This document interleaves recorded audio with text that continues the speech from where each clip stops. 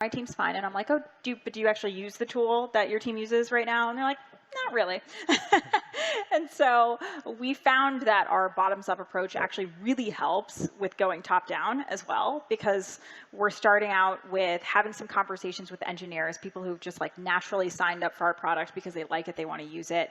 But then when you get on the phone with them, they're like, yeah, I don't really have any power to, make a change here, but like I love your product and would love to figure out how to help you succeed in my organization and like find your way.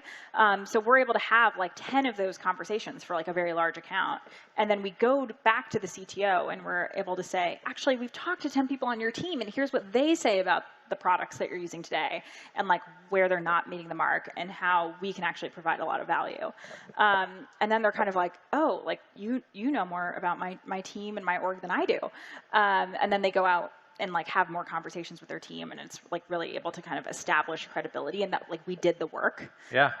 And I find that to be really helpful. But yeah, often the person who you're pitching to like has no idea like whether or not your product is going to be a good fit for the org.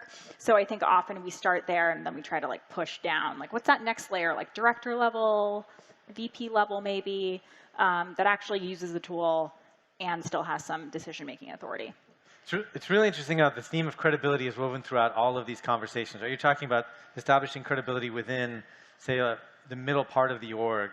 And so that way when an executive asks them, is there somebody advocating on your behalf? And we can do that. I mean, a company can do that through channel. You can do that through direct sales, or you can do it through your investor, right? Those are the kind of the 4 different paths that we've talked about so far. I've also seen like bridging the financial gap. Like, people like here's the business case template. Just go fill that out and bring it up to because usually you have, the people that use the product, then you got to ask for the pot of money from the CFO unit or wherever that lives.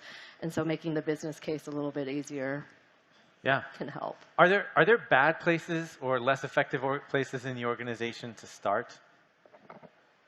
I think it depends on the product that you have. Like I think some products sell really well from the top, and some products need like more of a groundswell. So I would say like if your product is set up to kind of solve CIO level problems and actually talk to them effectively, that could be a good place to start. But if you're going to win on sort of product experience and sort of like the feel of the product, and like even in data analytics, you had Tableau selling from the very bottom, like single player.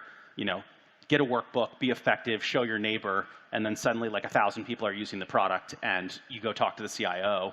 And then you have stuff on the other side, like Domo famously does like a lot of enterprise selling and sort of starts at the top. And I think Databricks and Snowflake have been really effective there as well.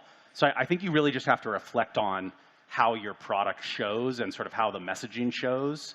Like, I think the thing that we have seen is that pitching slightly better BI is compelling to some, but not everyone. Whereas like the AI message can be really effective at the enterprise. Like we're going to make you smarter and sort of push the limits of the things that you can do. And all of the product underneath it benefits from that message, but it does need to be different. So, okay, what's wrong with this statement? If you're selling to an individual contributor or a manager, you're selling a value proposition for this quarter.